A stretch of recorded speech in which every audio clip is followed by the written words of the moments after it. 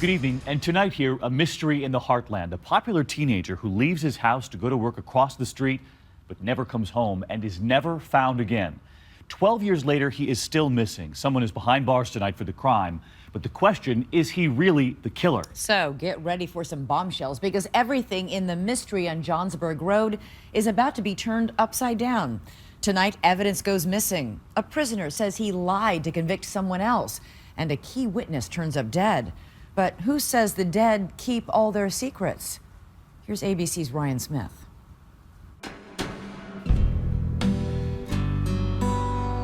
The village of Johnsburg, Illinois. The essence of small-town America. A flag-waving heartland some 50 miles outside of Chicago. A conservative community where tradition reigns and nostalgia is embraced. Some call this Mayberry of the Midwest. There's a lot of farms out there still, and then there's some subdivisions that have crept in. You got the grocery store, bowling alley. Very simple, very just kind of easy. But Johnsburg is also a village with a secret. A lingering 12-year-old unsolved mystery that still has people talking. I can't really think of a bigger news story. I would say everybody had an opinion. I think there's somebody who knows exactly what happened. What happened to Brian Carrick, a likable 17-year-old high school junior who one Friday night vanished from inside the grocery store where he worked as a stock boy just 5 days before Christmas? Amanda Marazzo covered Brian's disappearance for the Chicago Tribune. He was excited about Christmas. There was no indication for him to run away. His father, William Carrick, an electrician, says his youngest son was always by his side. Wherever his dad went, his dad said he'd be in his hip pocket. He's an entrepreneur, started making money very early on, shoveling snow.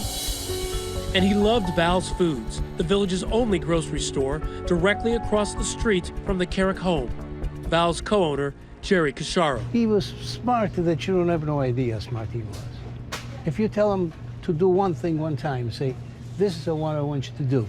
Next time he'll tell you what to do. So he was a go-getter. If there were more people like Brian in this country, there'll be a beautiful future of our America. In Johnsburg, everyone knew the Carricks, the hardworking Irish Catholic family with 14 children, Brian the 11th. Parents, when they got married, said, God, give us as many kids as you want to give us, and we'll take them. Describe the Carrick family for me. What were they like? They, all very nice people. One of the sisters said they didn't have the best clothes, and they didn't always have school supplies, but they had a lot of love. That December 20th was Brian's day off, but he went to Val's looking for a co-worker, passing his brother Eddie, also a stock boy, on the way.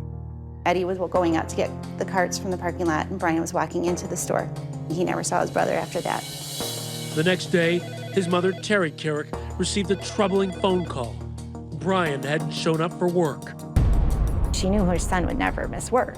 That was his life, was going to that store. She went upstairs, he wasn't in his bed. She knew immediately something's wrong. Within days, Johnsburg was reeling in disbelief. Supporters gathered at a vigil for Brian, walking the same route he walked to work, across Johnsburg Road. His mother, Terry, the strong matriarch, shaken. Horror, the torture of not knowing, where he is or what's happened. It's every parent's worst nightmare, and I guess we're living it. As weeks passed, no one knew if Brian Carrick was dead or alive. Johnsburg police were involved, Illinois State Police became involved, the FBI became involved. Psychics would come to Terry's front door and try and tell her where he might be. Val's Foods posted a $25,000 reward. Grocer Jerry Casharo's daughters, Julia and Joanne. I think some people would look at that and say, they're putting up $25,000 for somebody who works for them. Not a family member, but an employee. Because the Carricks needed it. They didn't have the money. We were desperate to try and find what happened to him. The Carricks and the Casharos, two of Johnsburg's most well-known families, friendly for nearly 20 years. Almost half the Carrick kids had worked at Val's. I understand you have a picture of him in your Yeah, wallet. definitely. Can you show me? So this is some 12 years later, This is a beautiful You're kid. still carrying this picture in your wallet. Right. Of this young man who worked with you as Right. a stock boy. Right. Why do you carry his picture with you? Because to me, he was like a son. An early break in the missing persons case revealed blood evidence in and around the grocery store produce cooler. News no one wanted to hear. Drops, spatter, smears, a bloody fingerprint, Brian's blood. What heartbreaking mystery did the family's grocery store hold? What was your reaction when you heard that police found blood in the produce cooler? I think then immediately it's like, well, who did it? Everybody was just like on edge. Police questioned everyone, including 3 stock boys, Shane Lamb, Rob Render, and Mario Casciaro. 2 of them have criminal records. But police quickly turned their attention to the one with no priors, the boss's son, 19-year-old Mario, Jerry's heir apparent. Are you kidding me? You guys were shocked at that point. Yes, completely shocked. Mario is really one of the nicest, kind, intelligent, funny, just a sweetheart. Cops were beginning to develop a more sinister profile as Brian's father, William Carrick, would share with a local reporter. Mario allegedly was selling dope, and I think he coerced my son into working for him. And somehow, yeah, things got out of hand. There are rumors that there was some things going on at the grocery store that shouldn't have been going on. Tell me about that theory. The story is that Mario Casciaro was selling drugs and that he would, use some of the kids from the grocery store, like Brian Carrick, to sell the drugs. And Brian Carrick, being the sweet kid that he is, wouldn't always collect the money. Authorities were convinced that the boy who freely gave away pot was a victim of foul play. They believed he was killed over a $400 to $500 drug debt he owed Mario. Police began to dig into Mario a little bit, and they believed that he was selling drugs. I think, maybe he smoked pot. I think maybe him and his friends bought it and sold it to each other. I mean, you're talking about a very small amount. But with no eyewitnesses, no physical evidence tying Mario to the crime scene, or even a body, the investigation grew cold.